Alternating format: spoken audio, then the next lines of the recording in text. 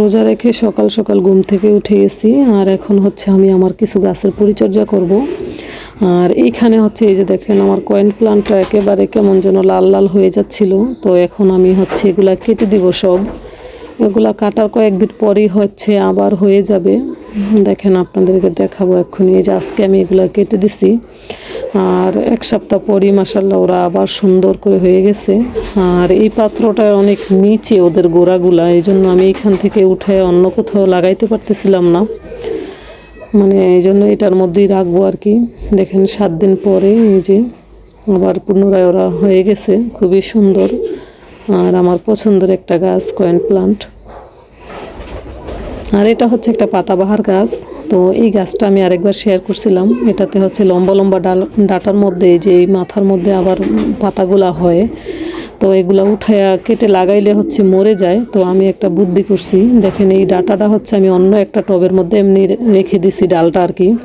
তো ওই শিকড় এমনিতেই ওই টবের মাটির মধ্যে হচ্ছে আটকিয়ে গাছটা হয়ে গেছে। তো আমি ইচ্ছা করি আর কি ডালটা এভাবে ফেলে রাখছিলাম টবটার উপরে, পাশের টবটার উপরে। তো দেখেন এখন হচ্ছে এই টবটাতে আমি ডালটা কেটে তারপর হচ্ছে এই গাছটা এখন নিচে হচ্ছে ওদের শিকড় হয়ে গেছে, তো অন্যটাতে লাগাই দিব।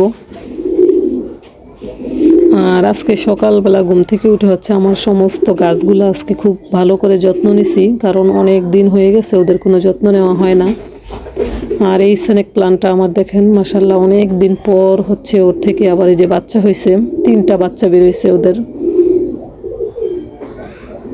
আমি এই যে ডালাটা কেটে দিছি, আর এখন হচ্ছে আমি অন্য একটা পাত্রে লাগাই দিব, কারণ এইটার মধ্যে আর এই গাছটা আমি করব না, বাড়াবো না।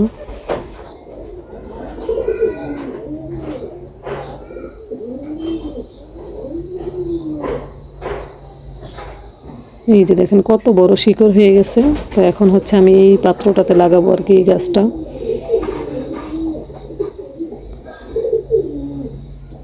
খুব সুন্দর ফুলও হয়, আর আমার পাতাবাহার গাছ খুবই ভালো লাগে।